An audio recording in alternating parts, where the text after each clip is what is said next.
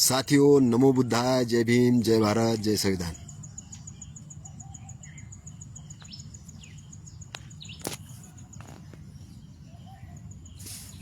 मैं अभी Andrew Carnegie की बायोग्राफी सुन रहा था। उस बायोग्राफी में ये है कि करीबन 2500 के लगभग उन्होंने लाइब्रेरी के लिए पैसा दान दिया, मतलब लाइब्रेरी बनाई, यूनिवर्सिटीज़ बनाई।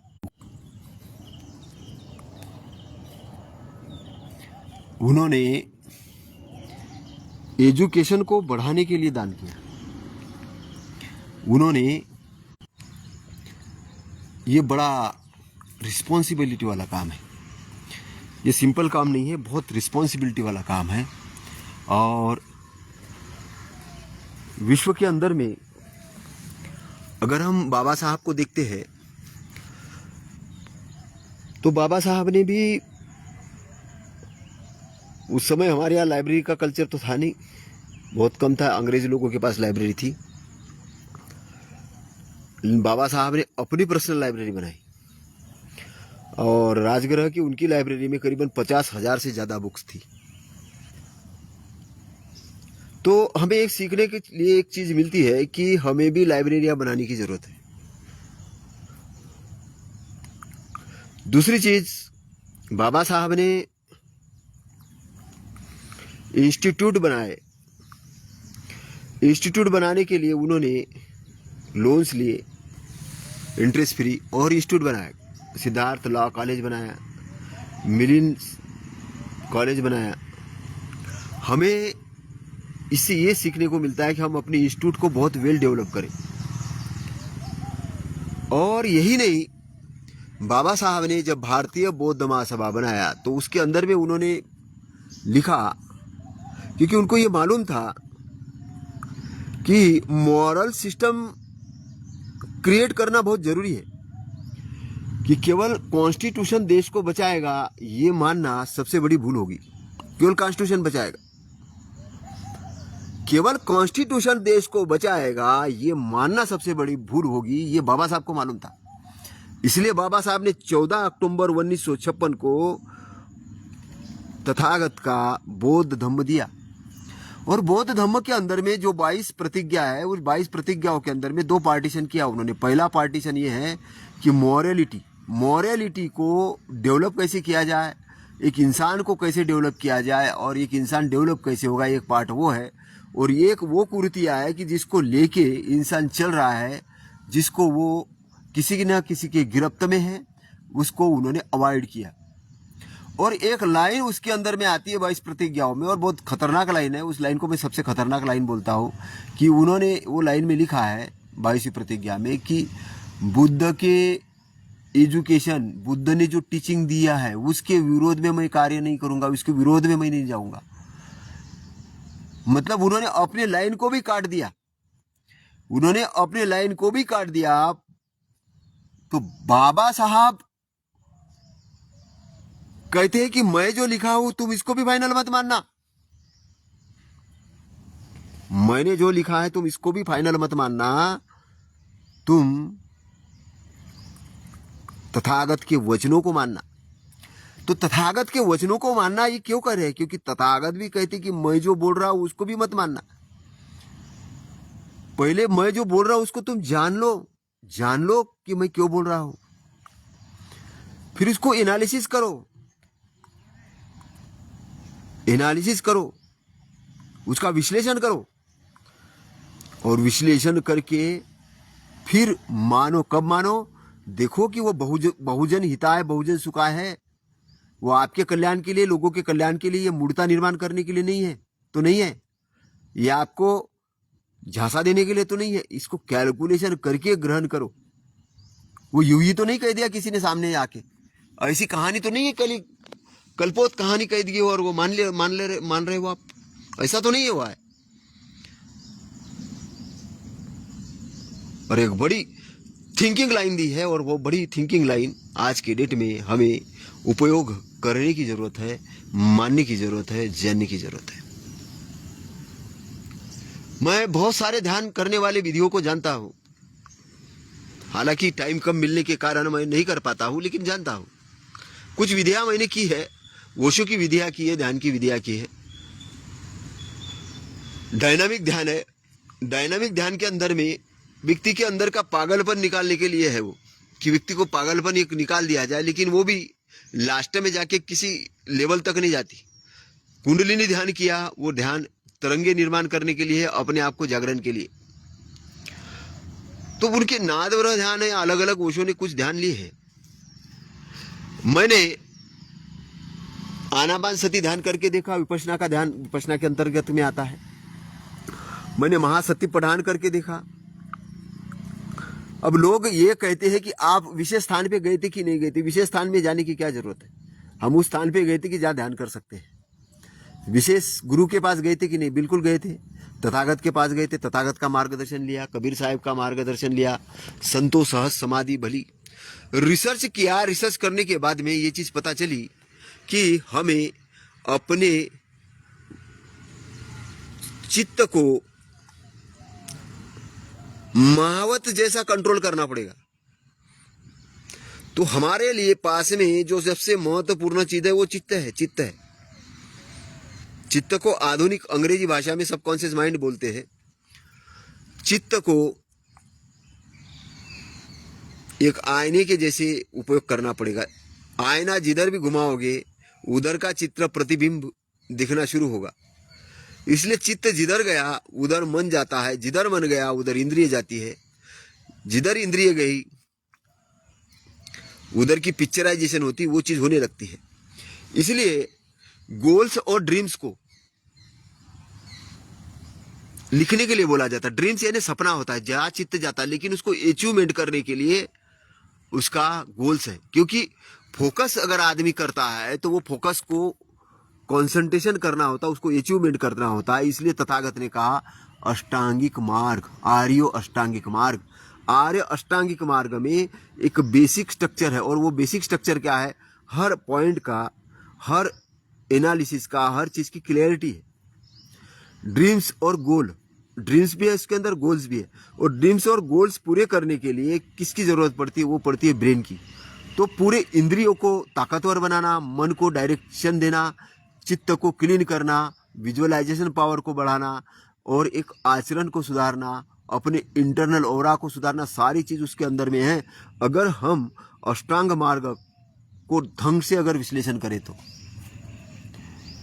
लेकिन जो लोग जैसे विपश्यना समिति है या थेरोवादी लोग हैं, वो थेरोवादी लोग ये मानते हैं कि 10 पारामिता है। बाबा साहब भी 10 पारामिता की बात करते हैं, लेकिन बाबा साहब ने मॉडिफाई किया उसको 10 पारामिता को। बाबा साहब ने कहा इसी जन्म में 10 पारामिता पूरी करनी है, लेकिन थेरोवादी लोग ऐसा नहीं कहते। वो कहते एक एक जन्म में एक एक, अनेक जन्म में एक एक पारामिता पूरी करते। और फिर पारामिता पूरी करते करते वो मोर की योनि में जाता है तथागत, तब वो मोर की योनि में रहते बुद्ध बनने के लिए। फिर वो वानर के इसमें जाते हैं, फिर इसमें ऐसी कहानियां गढ़ दी गई। तो ये कहानियां गढ़ने के कारण क्या हुआ कि धम्म का जो व्याख्यान है वो डिस्टर्ब हुआ। और तथागत कहते कि यही पस्सी को आओ देखो, यही पस्सी को आओ देखो, मेरा धम्म अच्छी से व्याख्यात किया गया, यही फल देने वाला है, यही पे उसका रिजल्ट आने वाला है, यही देखो हम ढूंढ रहे हैं। तो पूरा का पूरा विपश्यना विद्वान समिति है या भिक्षु लोग है, उस डायरेक्शन में घुस गए। वो तथागत की लाइन ऑफ थिंकिंग नहीं समझने के कारण उन्होंने लाइब्रेरी नहीं बनाई, उन्होंने ये नहीं बनाया, केवल उन्होंने ध्यान सेंटर्स बनाया। और ध्यान सेंटर्स भी वैसे ही बनाए कि केवल ये मानने के लिए कि हमें बुद्ध बनना है, हमें बुद्ध बनना, उनका टारगेट बुद्ध बनने का है। और मैं आपको बताना चाहता हूं कि ना कबीर का टारगेट बुद्ध बनना था, ना तथागत सम्यक संबुद्ध का टारगेट बुद्ध बनना था। उनका टारगेट था कि दुख से मुक्त प्राप्त करना।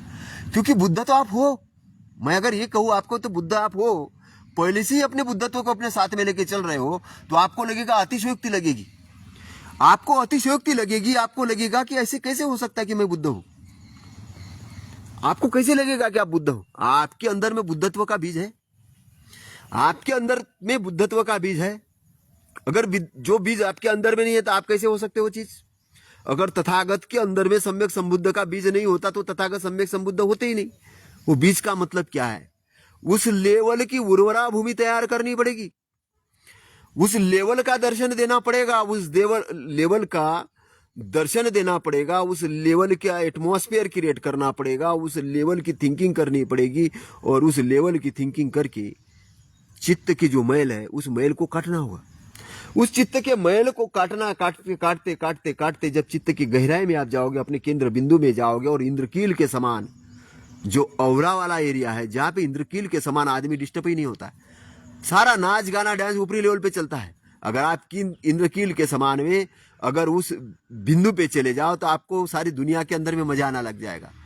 आपको सारी भीड़ के अंदर में आप देखोगे कि कौन व्यक्ति किस तरीके से नाच गाना कर रहा है, कौन व्यक्ति एक नई कार लेके चमचमाते कूद रहा है, कौन नई बीबी लेके बोल रहा है कि मैं सबसे ज्यादा ये हुआ हूं, कौन बिल्डिंग बना के कूद रहा है, कौन डिग्री लेके कूद रहा है, कौन अहंकार में कूद रहा है, कोई ज्ञान के कारण कूद रहा है, कौन आदमी शांत है, कौन आदमी विद्वान है। मजा लोगे आप सारी चीजों को देखोगे। इस दुनिया के अंदर में सारा एक नाटक चलते हुए देखेगा, आपको एक नाटक देखेगी दुनिया। दुनिया एक नौटंकी जैसी लगेगी, आपके सामने लोग प्रदर्शन करते हुए देखेंगे, और वो प्रदर्शन केवल बाहरी प्रदर्शन होगा, वो प्रदर्शन केवल बाहरी प्रदर्शन होगा। और बाहरी प्रदर्शन में लोग बहुत ट्रैप में है अभी, बाहरी प्रदर्शन में। इसलिए तो तुम शंकराचार्य की 800 करोड़ की मूर्ति बना रहे हो, इसलिए तुम मंदिर बना रहे हो, इसलिए तुम करोड़ों रुपया उस मंदिरों में लगा रहे हो और मूर्तियां बना रहे हो। मूर्तियां बनाने वाले तुम्हारी मूर्तियां, तुम्हारे मन ने वो कल्पना की हुई मूर्तियां, उन मूर्तियों के अंदर में आया हुआ एक पुरोहित उस मूर्तियों में जान डालने का काम करेगा। तुमने उन मूर्तियों को जान भी डाल दी। अब उस मूर्ति के सामने सुबह शाम उठ के रगड़ रगड़ के अपना नाक रगड़ रगड़ के मन्नतें मांग रहे हो, हे भगवान मुझे बचा लो, हे भगवान मेरा ऐसा कर दो, हे भगवान मेरा वैसा कर दो। अपनी ही बनाई हुई मूर्ति अपने ही नाक रगड़ रगड़ के भीख मांगने वाले हो गए। तो जो भीख मांगने वाले दरिद्र लोग हैं वो कभी महान काम नहीं कर सकते। दरिद्र आदमी तो दरिद्र ही होता है, भिखमंगा आदमी तो भिखमंगी तो सुबह से लेके सुबह देखो मंदिरों के अंदर में भिखारियों की भीड़ खड़ी होती है और वो भिखारियों की भीड़ मांगती रहती है उस मंदिर में, हे भगवान मेरे को ये दे दो, हे भगवान मेरे को वो दे दो। और वो भिखारियों की भीड़ इतनी भिखारी हो जाती है कि मांगते मांगते थक जाती है। तो वो भिखारी लोग भिखारीपन ही पैदा करेंगे, भिखारी लोग मालिक नहीं बन सकते हैं, भिखारी लोग भिखमंगे ही बन सकते हैं। इसलिए भिखारी लोग नौटंकी करते हैं, भिखारी लोग अपने आप को सजाते हैं, भिखारी लोग अपने आप को बताते हैं कि मैं बहुत बड़ा मालिक हूं, मैं बहुत बड़ा ये हूं। लेकिन भिखारी जब अपने मालिकत्व के पास में आता है, जब उसको समझ में आता है, जब लास्ट में उसको मृत्यु पकड़ने लगती है, जब उसको लगता है अब ये शरीर जाने वाला है, अब शरीर जाने वाला है, अब तो मेरे पास कोई रास्ता भी नहीं दिख रहा है, तो वो नाम लेता है, बोले भजन कराओ, भजन कराओ, साइड में मेरे भजन कराओ, रामायण करो, गीता करो, ये करो, वो करो, उसका नाम लो। अब वो विचलित हो जाता है, उसको समझ में नहीं आता है, उसको ये समझ में नहीं आता है कि मेरा पद, मैं जिस पोस्टर पे वो पद जा रहा है, वो देख रहा है मैं जिनको अपना रिश्तेदार बना रहा हूं, मान रहा था, वो रिश्तेदार भी जा रहे हैं, वो मेरी बिल्डिंगें जा रही, मेरा शरीर भी जा रहा है। अब उसको अपनी चेतना दिखने लगती है, अरे ये चेतना किधर, डर लगने लगता है, क्योंकि अब रास्ता नहीं है, कालिक है सामने, काला कुट अंधेरा है, क्योंकि पाथ नहीं बनाया, रास्ता नहीं बनाया, एनलाइटमेंट के एरिया को नहीं समझा, क्योंकि मूर्ति की पूजा करते रहा, मांगते रहा, भिखारी बना रहा, और भिखारी बन के वो मिट्टी पत्थर गारे इकट्ठा करा, ज्ञान के मार्ग पर नहीं गया, और ज्ञान के मार्ग पर नहीं जाके क्या किया, भिखमंगा अब शरीर छोड़ रहा है, भिखमंगा शरीर छोड़ रहा है, याचना कर रहा है, हे भगवान मेरे को बचा लो, हे भगवान मेरे को बचा लो। वो उसके रिश्तेदार बोले, हे भगवान इसको स्वर्ग दे दो, हे भगवान इसको मोक्ष दे दो।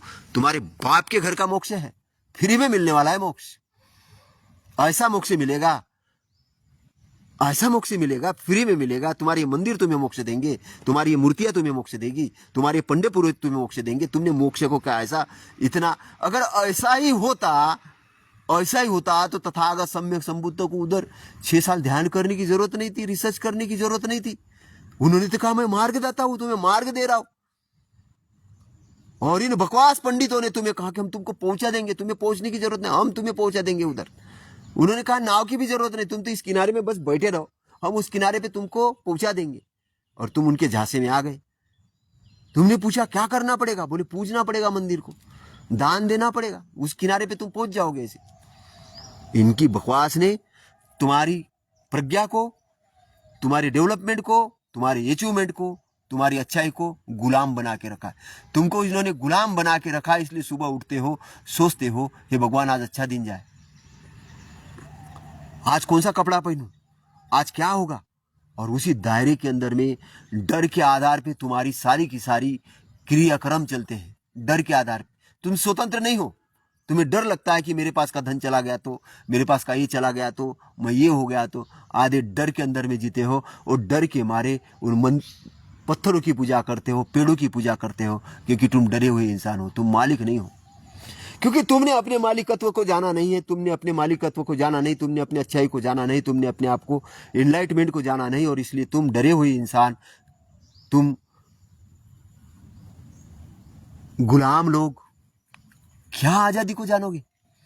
और ऐसा गुलाम आदमी जब तैयार होता है तो उसको सीमेंट की बिल्डिंगें दिखती है, तब वो क्या करता है, जो इस निसर्ग का अच्छाई है उसको खत्म करने का काम करता है। इसलिए तो तुम अच्छे अच्छे पेड़ों को तोड़ देते हो,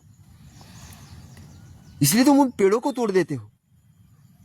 इसलिए तुम्हें कोई जागा हुआ आदमी अगर आता है, दिखता है, कोई जागे हुए बात करते, तुम उसके विरोधी हो जाते हो, तुम उसको टारगेटेड पे लेते हो, तुम उसको बोलते हो बहुत खतरनाक आदमी है, ये तो डरता ही नहीं, किसी भगवान को नहीं डर रहा, किसी मूर्ति को नहीं डर रहा, क्योंकि तुम्हारे मंदिरों का वो काम लगा रहा है, तुमको जागरण पैदा कर रहा है। और जागरण जैसे ही पैदा होता है तो तुम्हें तुम्हारा कंफर्ट जोन टूटता हुआ दिखता है, तुम्हें तुम्हारा कंफर्ट जोन टूटता हुआ दिखता है, जो तुम्हारे बंधन है वो टूटते हुए दिखते हैं। और जैसे बंधन टूटते हुए दिखते हैं तो मार का जो बुराई का एरिया है आता है, वो तुम्हें डराता है और तुम्हें बोलता है तुम उधर क्यों जा रहे हो, क्योंकि तुम जन्म मृत्यु के बंधन से मुक्त होने वाले रास्ते पे निकलने वाले थे, कि जन्म मृत्यु के बंधन में जो जिसका साम्राज्य है वो मार आता है और तुम्हें डरा देता है, और तुम डर के वहीं पे दुबा के बैठ जाते हो। तुम दुब के बैठ जाते हो और बोलते हो मैं नहीं करूंगा, मेरे से थोड़ी ना होगा, मैं थोड़ी ना करूंगा, मैं थोड़ी ना उधर जाऊंगा। हाँ, इधर उधर की बातें करते हो। इसलिए तो मैं देखता हूं कि जब कोई किसी को अंतिम संस्कार में जो लोग जाते हैं तो वो एक दूसरे से बातें करने लगते। मैंने कहा उस लाश को देखो, वो जो जल रही है, उस लाश को देखो, उस लाश के हड्डियों को देखो, उसके मांस को देखो, उसके चेहरे को देखो, गहराई से देखो। तुम्हारे सामने उसको रखा जाता है, उस बॉडी को, उसको आग लगाई जाती, तुम्हारे सामने बॉडी जल जाती है, लेकिन तुम 2 मिनट के अंदर उसको भूलना चाहते हो, तुम याद भी नहीं करना चाहते हो, जबकि वो जागरण की घड़ी है। तुम्हें उस समय दिख जाना चाहिए कि मेरा भी शरीर जलने वाला है। वहां पे अपना शरीर रख के देखो, करो वहां पे ध्यान, अपना शरीर देखो, वहां पे रखो। जब शरीर रखोगे, शरीर को देखोगे, क्या होगा, क्या होगा, उस समय जन जागरण पैदा होगा, उस समय जन जागरण पैदा होगा, जागृति पैदा होगी। उस समय जन जागरण पैदा होगा, जागृति पैदा होगी, एक नई घटना तैयार होगी। तुम्हारे अंदर में जो शरीर के प्रति आसक्ति थी, वो आसक्ति एकदम धीमे धीमे टूटना चालू हो जाएगी। जैसे ही टूटना चालू हो जाएगी तो अंदर से वो उस चेतना के दर्शन होंगे जो कभी जन्मती है ना मरती है। उस चेतना के दर्शन हो जाएगी जो जन्मती है ना मरती है। उस परमानेंट एरिया के दर्शन हो जाएंगे जिसको तथागत ने कहा ये निब्बान का एरिया है। उस इनलाइटमेंट के एरिया के मृत्यु पर ध्यान सबसे जबरदस्त ध्यान है। मृत्यु पर ध्यान करने से मृत्यु का जब साक्षात्कार होता है और जो चीजें घटती है इनलाइटमेंट के एरिया पर, क्योंकि मृत्यु के बाद वाला जो एरिया है वो इनलाइटमेंट का ही एरिया है। लेकिन तथागत की शोध बहुत खतरनाक, बहुत अच्छी शोध है। तथागत ने कहा इनलाइटमेंट एरिया का साक्षात्कार करने के लिए मरने की जरूरत नहीं है, ये तो शरीर रहते हुए भी तुम जान लेते हो। जब तुम्हारा शरीर से अटैचमेंट टूट जाता है तब उस एनर्जी को तुम जान लेते हो। जैसे ही तुम जान लेते हो तो एक नई क्रांति घटना शुरू हो जाती है। नई क्रांति ये घटना शुरू हो जाती है, तुम्हें पता चल जाता है कि यहाँ पर केवल पृथ्वी वाली दुनिया ही नहीं है, यहाँ पर केवल हवा वाली दुनिया ही नहीं है, यहाँ पर केवल पेड़ पौधे ही नहीं है, यहाँ पर केवल जल ही नहीं है, यहाँ पर केवल आकाश ही नहीं है, यहाँ पर और कुछ भी है, और वो है इनलाइटमेंट का एरिया, वो है निब्बान का एरिया, वो शीतलता का एरिया, वो एक नए एरिया की पहचान हो जाती है। और इसलिए उस एरिया के अंदर में एंट्री मिलना, उसका साक्षात्कार करना जीते जी, ये महान काम है, ये महान काम है, ये महान काम है। और जब तुम उस स्रोत के अंदर में एंट्री करते हो, और जब तुम स्रोत के अंदर में एंट्री करते हो, तब तुम स्रोतापन्न हो जाते हो, क्योंकि अब तुम्हें समझ में आता कि ये अष्टांग मार्ग है, अष्टांग मार्ग, ये धम्म क्या है। अब तुम धम्म के अंदर में एंट्री करते हो। धम्म के अंदर में एंट्री करने के लिए पहली शर्त है मन, वाचा और शरीर के कर्म अच्छे होना। और जैसे तुम्हारे मन, वाचा, शरीर के कर्म अच्छे होते हैं, जब तुम्हारा चित्त उस तरफ डायरेक्शन होता है, समाधि लगती है, और प्रज्ञा के बल के कारण तुम जो बुराई को हटाते हो, और दृढ़ निश्चय वीर्य बल के कारण तुम अपने इस पे फोकस करते हो, पूरी क्लैरिटी मिलती है, और तुम्हें श्रद्धा होती है तथागत पे, धम्म पे श्रद्धा होती है कि तथागत का धम्म मेरे लिए नाव जैसा काम करेगा, और नाव जैसा काम करके एक किनारे से दूसरे किनारे पे ले जाएगा, क्योंकि एक तरफ है जन्म मृत्यु का किनारा और दूसरे तरफ है मुक्ति का किनारा। एक तरफ है जन्म मृत्यु का किनारा, दूसरे तरफ है मुक्ति का किनारा। जन्म मृत्यु के किनारे से, जन्म मृत्यु के किनारे से उस निब्बान वाले किनारे पे जाना होगा, जहाँ पे मुक्ति है, जहाँ पे मुक्ति ना जन्म है ना मृत्यु है, ना जन्म है ना मृत्यु है, ना टाइम है ना टाइम जोन है केवल परमानंद, है केवल परमानंद। और वहाँ पर आपको आपके अंदर के दर्शन हो जाते हैं, और उस दर्शन में आप अपने आप को पाते हो। आपका बुद्धत्व आपके अंदर में है, आपका ज्ञान आपके अंदर में, उस स्रोत के अंदर में चलते चलते आप बुद्धत्व की तरफ जाओगे। और अंत मतलब ही बुद्धत्व होता है, जब आप अपने अंदर की बुराइयाँ खत्म कर देते हो, जब आपका दुख का एरिया खत्म हो जाता है ना, आपका यश अपयश होता ही नहीं, वहाँ तो केवल यश ही यश होता है, जहाँ पे दुख और सुख होता ही नहीं है, होता है परम सुख। तुम जो अभी दुख और सुख के जंजाल में घुस रहे हो, चल रहे हो, यश अपयश में, है ना, उसमें तुम्हारा बैलेंस कभी विजय होती है, कभी पराजय होता है। विजय होती तुम सुखी हो जाते, पराजय हो जाते दुखी। उस चक्र से निकल के तुम पराक्रमी हो जाते हैं, तुम्हारी परम विजय हो जाती है। इसलिए तथागत कहते हैं, हे मार, मैंने तेरे को जीत लिया, तेरी कड़ियां भग्न कर दी, क्योंकि तू जिस कारण से मुझे हराता था वो सब मैंने जान लिया। अब मैंने जीत लिया है, अब मेरी पुनरावृत्ति नहीं है, दुख की पुनरावृत्ति नहीं है। तो जो महाबली, अर्थ, सम्यक संबुद्ध जितने ज्ञानी लोग हैं, वो उस एरिया के अंदर में रहते, उनकी चेतना उस एरिया के अंदर में आती। तो वहां तक पहुंचना, उस चीज को समझना, और फिर आपके पास में न्यू पॉइंट डेवलप होंगे, फिर आपके पास में वो जागृति आएगी, फिर आपका इंद्रकील के समान आपका जो औरा, और वो कनेक्टेड करेगा। तो इसीलिए पहला काम क्या करना है? पहला काम आर्य अष्टांगिक मार्ग को समझना है, तथागत के वचनों को समझना है। मुक्ति या मोक्ष ये भीख मांगने की चीज़ नहीं, ये प्राप्त करने की चीज़ है। इसके लिए आपको उस रास्ते पे जाना होगा। इसलिए ये जो भिखमंगे लोग हैं, ये जो आपको ठगने वाले लोग हैं, ये पत्थरों के अंदर में भगवान डाल रहे हैं, ये जो लूटने वाले लोग हैं, इनसे सावधान हो जाइए। हर व्यक्ति के अंदर वो चेतना है। इसलिए समानता, हमारा धम्म क्या है? समानता। हमारा धम्म समानता, सबके अंदर में वो चेतना है। बस किसने डेवलप किए, किसने डेवलप नहीं किए, उसके कर्म के आधार पर डिपेंड करेगा। इसलिए आपके कर्म ही आपको आगे ले जाएंगे। इसलिए अच्छे कर्म करने का ऑब्जेक्ट क्या है? अच्छे कर्म करने का ऑब्जेक्ट है कि आप अच्छाई की तरफ आगे बढ़ो। करुणा करने का ऑब्जेक्ट क्या? अच्छाई की तरफ आगे बढ़ो। गोल अचीवमेंट का क्या ऑब्जेक्ट? अच्छाई की तरफ आगे बढ़ो। मानव की सेवा करने के लिए अच्छा करने का, अच्छाई की तरफ आगे बढ़ो। मैत्री पालने का ऑब्जेक्ट क्या है? वो मोहन भागवत वाली मैत्री नहीं है कि हम तो पूरे विश्व के मैत्री से जीतेंगे, है ना। लेकिन तथागत,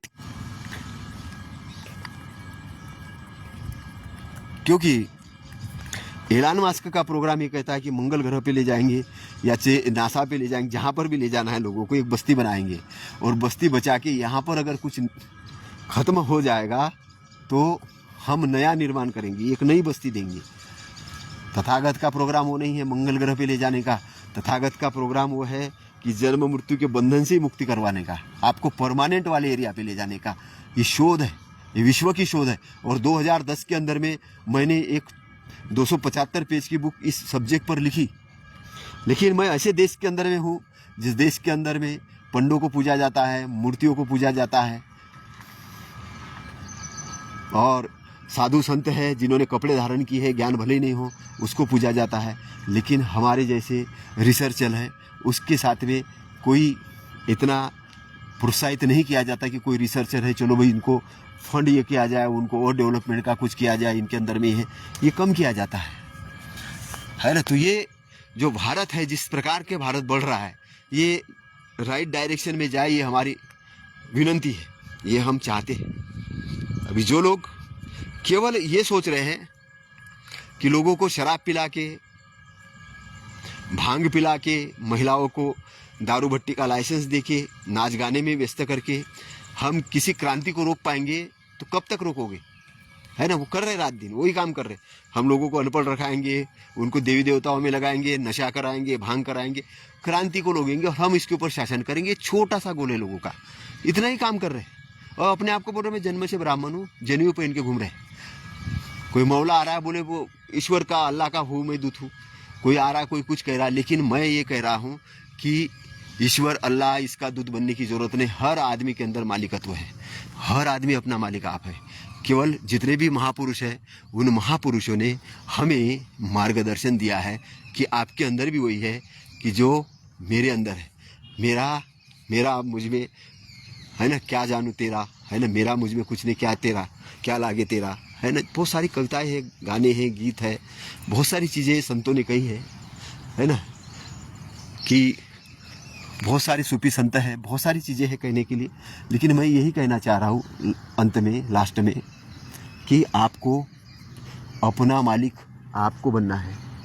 आपके लिए तथागत ने धम्म दिया है, और वो धम्म है आपको रास्ता देने के लिए, आपको ज्ञान देने के लिए, आपको बोध देने के लिए, आपको आगे जाने के लिए। उस रास्ते के अंदर में पैसा भी है, धन संपत्ति भी है, पद भी है, सारी चीज़ें हैं, सम्मान भी है, सब चीज़ें मिलेगी। लेकिन उसके साथ में एक और चीज़ है, वो है कि दुख मुक्ति का रास्ता भी है।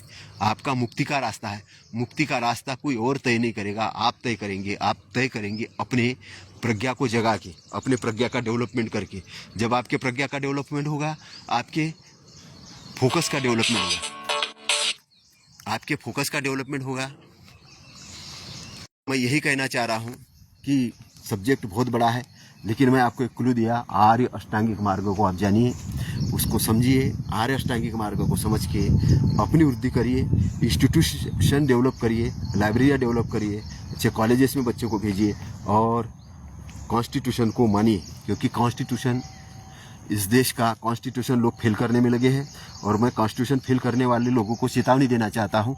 क्योंकि ये जो इन लोगों ने जो रास्ते निकाले हैं अपने जो कॉन्स्टिट्यूशन को ओवरकम करने के लिए, जो जजेस है, जैसे मैं अभी देखता हूँ कि DRT वाले जो पीठासीन अधिकारी है, जो बदमाशी कर रहे हैं, बुरी तरीके से बदमाशी कर रहे हैं। बैंक के मैनेजर है, केनरा बैंक का मैनेजर कानीवानी जैसे लोग हैं, इस टाइप के लोग, और जिस प्रकार के भ्रष्टाचार कर रहे हैं लोग राजस्व डिपार्टमेंट को लेके, और सत्ता शासन में बैठे लोग ये सोच रहे हैं कि मंदिर के नाम पे और जनता को गुमराह करके, पीड़ित करके हम लोगों के ऊपर गुलामी थोप देंगे। ऐसा नहीं होगा।